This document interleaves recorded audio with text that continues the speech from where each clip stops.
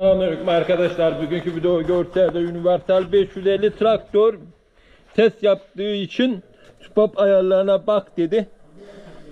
Buradan egzozdan arada maviler teklemeler gördüğümde egzoz sökelim dedik. Ortaya bakın, yakıt sızdırmış. Muhtemelen enjektörde sorun var.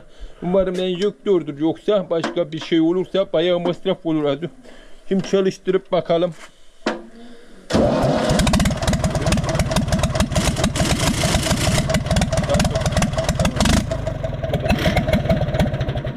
Şimdi enjektörü sökeceğiz. Belki meme takılı kaldı ya da meme açık kaldı, kapatmıyor, sürekli yakıt veriyor. Bakacağız artık, bunları söküp enjektörü çıkaracağız. Buradaki enjektörü, hadi hayırlısı.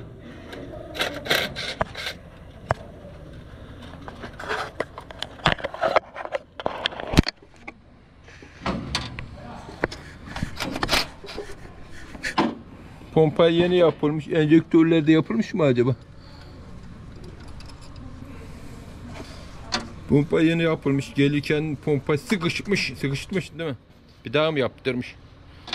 Bir daha yaptıktan sonra 5 gündür böyle çalışıyor diyor. Bir bakalım, enjektöre bakacağız.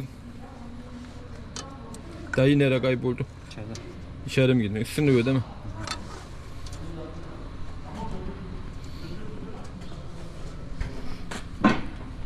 Enjektörleri de yaptırmış muydun? Yaptırmadın mı? Bakalım yine. Belki yakıt bozukluğu enjektör bozabilir, enjektör. Hatta pompayı bile bozar.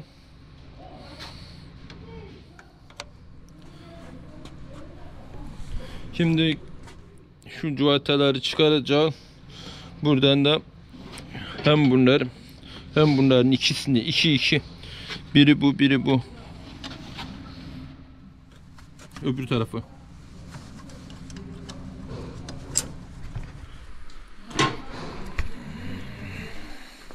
Evet, söküp bakalım. İnşallah doku sorun enjektördür. Motorda bir şey yoktur. Yağı falan temiz. Spop ayarlarına baktık, bir şey yok. Sizin de bari bu görseli sizlerle paylaşayım dedim. Bana sadece pat pat geldiğini sananlar var.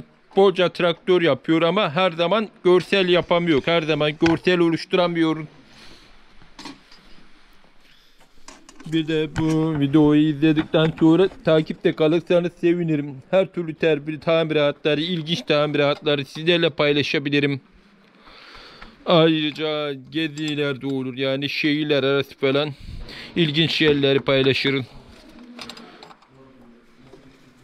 Bakalım.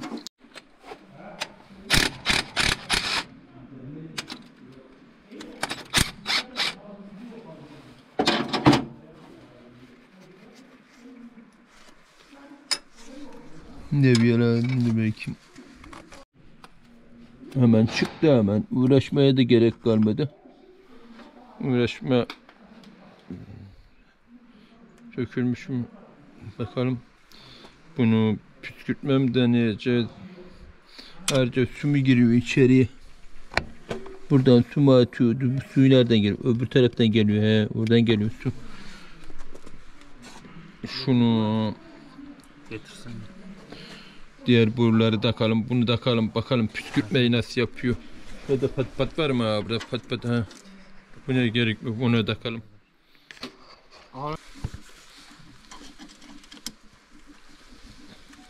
Konya'da anahtar var mı orada, baksana. Var. Onun için göz yok. Tamam. O kadar göz nerede bende?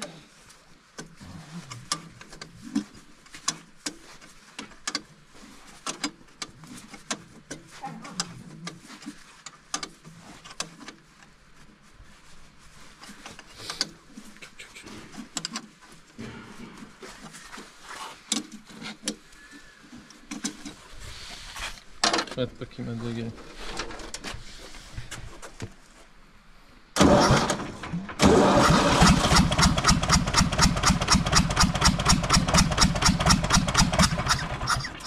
Enjektör mazot vermiyor değil mi? Buraya kadar mazot gelmiş miydi buraya kadar?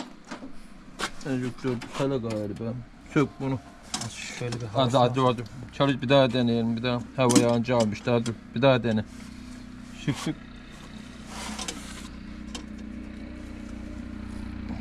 Dene şimdi.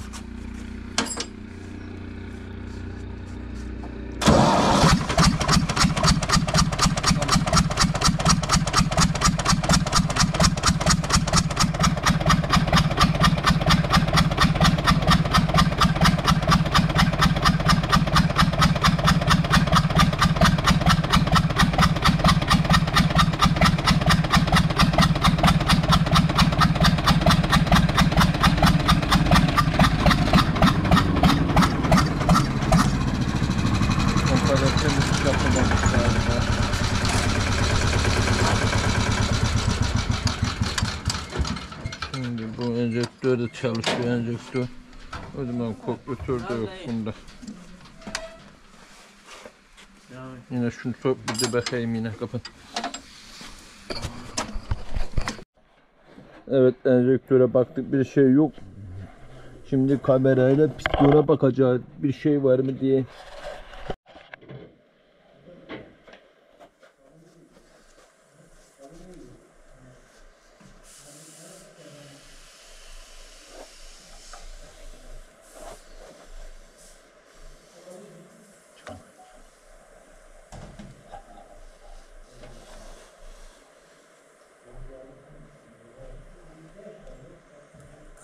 Dur yap, dur. Böyle dur, az daha dur yap.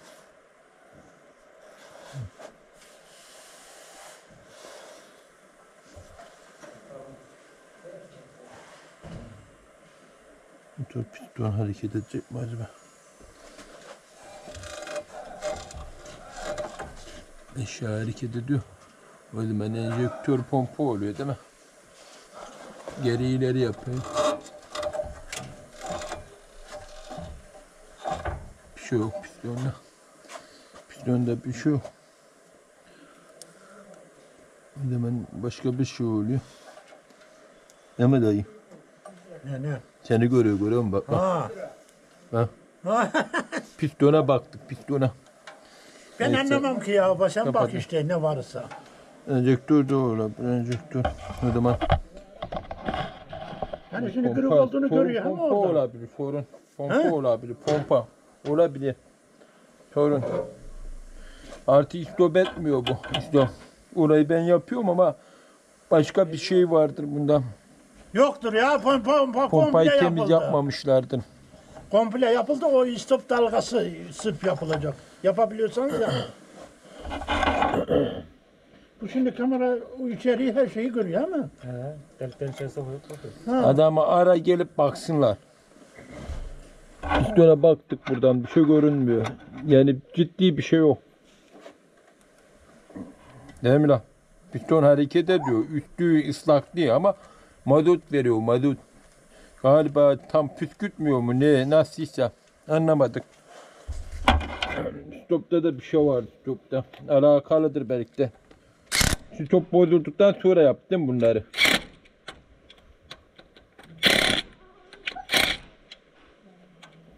Bunun vidaları bu değil miydi lan?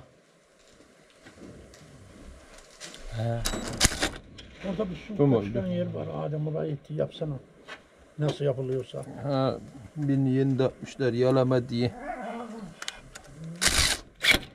O su kaçıran yere bak da Adem. Onu ben anlatamıyorum onu.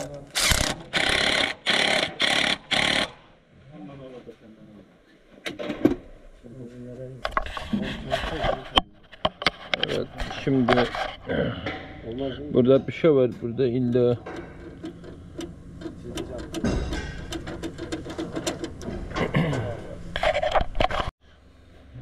şimdi bu stop etmiyor. Bakalım tekrar deneyelim.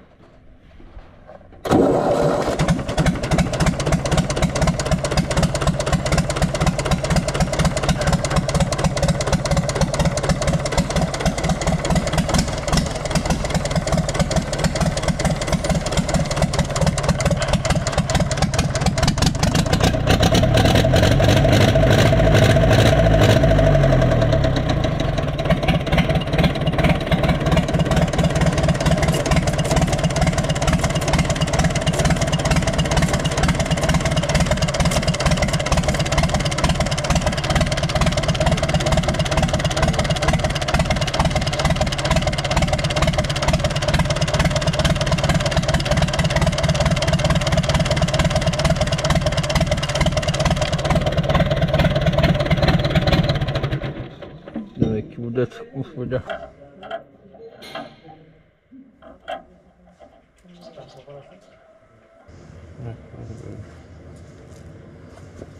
Kaç lira? Para yet. 4 ay sıkamamışlar. Bu da dışarıya çıkmış. Stop edince bakalım stop ettikten sonra üzerinde yapacak. Bakalım belki gol yapıyordu. Deneyip göreceğiz. Bir de avans ayarı çok farklı görülüyor. Şu anahtardan git. 8 numara. 8 numara getireyim.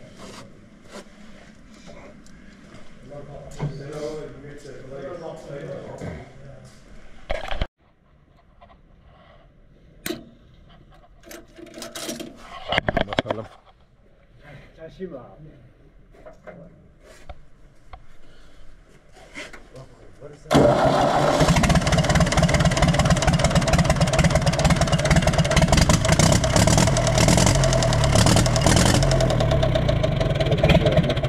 İşte hallettik ama liman halen yapıyor. Ses de yapıyor. He? Ses de yapıyor. Motor enjektörden enjektörün şeyini boruyu gevşetip deneyim ses geliyor mu diye şunu.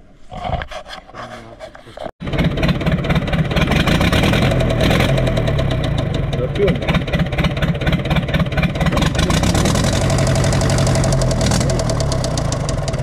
Aynı mı?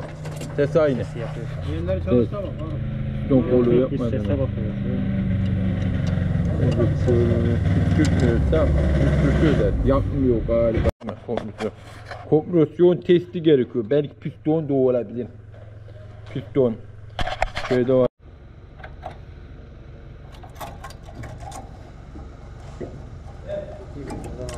Bunları yayınlayalım mı? Yok. Hatta çalışmasına bir engel olabilir mi? Geldi geçen seni aradan gördüm. Bak bir esiyor. Anne o ayakta duramıyor.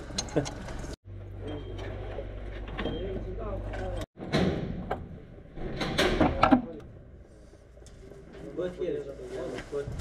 Buraya kadar gel. Buraya kadar gel. Daha çok gidecektim ya.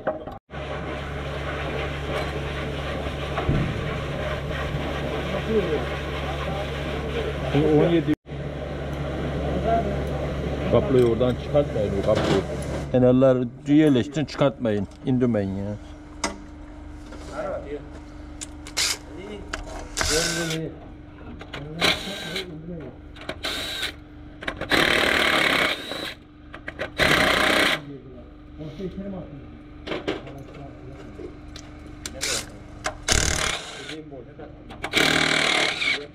Bunlar var.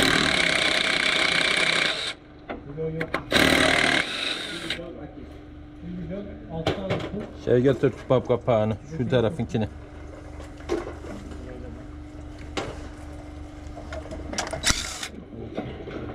Şu taraftaki hangisi? Şunu koy. İçeriye sağ tarafa koy.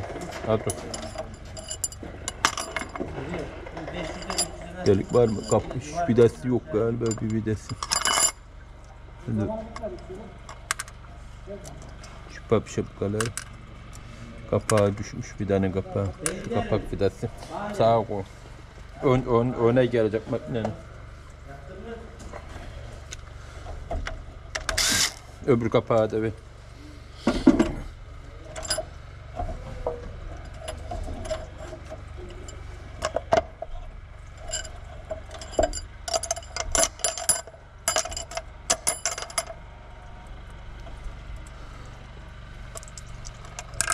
Tamam götür.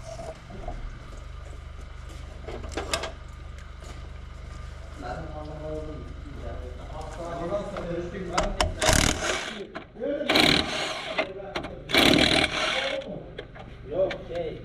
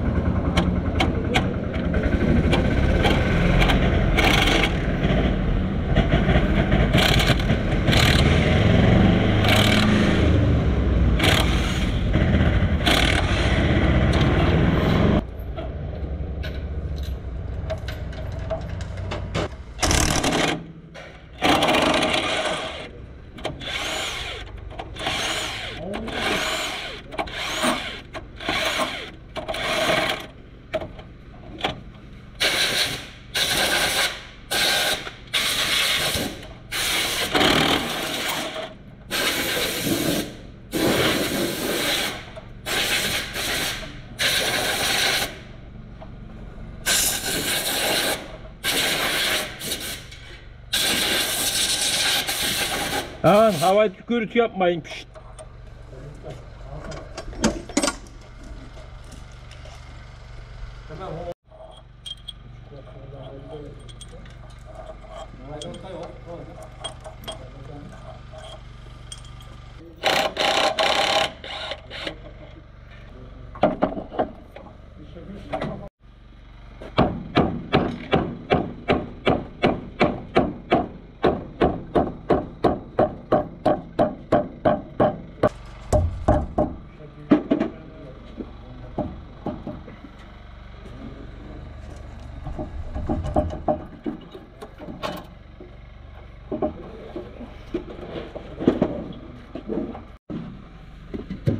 Dur da abi.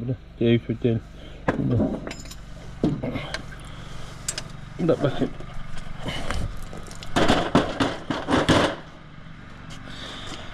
İşte bakalım bir Arda'yı bulabilecek miyiz? Burada ne gördük? Madodu hiç yapmamış ya, önce de yapmamış galiba. Pistonda bir şey var mı? He. Kolye tak gitmiş galiba. Aşağı yukarı oynuyor. Aşağı yukarı. Conta pek bir şey yok ama tok tok tok tok tok tok tok ediyor değil mi? Tak tak tak.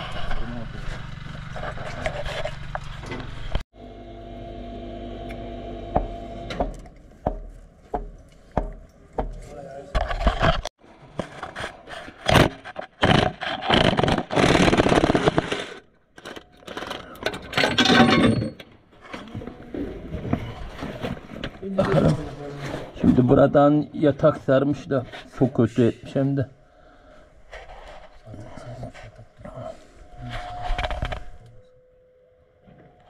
İşte.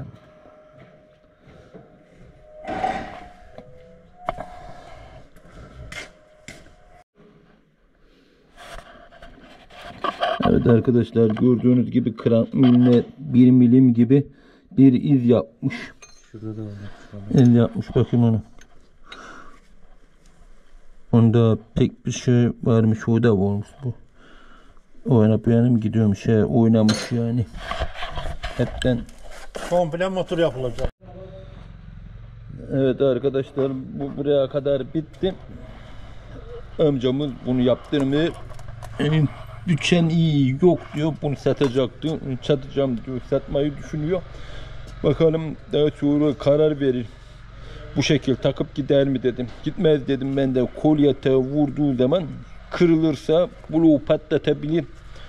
Neyse dursun burada. Üstünü örterik. Üstünü örterik. Düşünürsün, üstünü örterik. Evet arkadaşlar, krankta tamamıyla 1 milim ile belki 2 milim kadar boşluk oluşmuş. Erime oluşmuş. Universal 550 traktör efsane. Romanya traktör, bilen bilir. Fiyat traktörlerle aynı. Gayet kaliteli bakım yapıldığı zaman gayet güzel traktör. Bunun arıza sebebi ise sahibi abimiz, amcamız, dayımız yaşlı olduğu için pek bakmadığından traktöre, yani takip edemediğinden dolayı bu traktörde yağım eksilme meydana geliyor. Belki de uzun zamandır çalışmadı. Şimdi bu abimizin oğulları, çocukları var. Bunlar ara buralara geliyorlar. Traktöre bakımlarını yaptırmalılar. Yağlarına bakmalılar. Böyle yaşlı babalarımız, abilerimiz belki bakamayabilir. Zaten o yaştan sonra traktör, mal derdinde olmaz o insanlar. Her neyse, bunun krank değişeceği tespitine vardık. Belki 9, belki 10 yıl önce traktör rektifiye olmuş, krank kırılmış o zaman. Burada baktığımızda bir takılma olmuyor.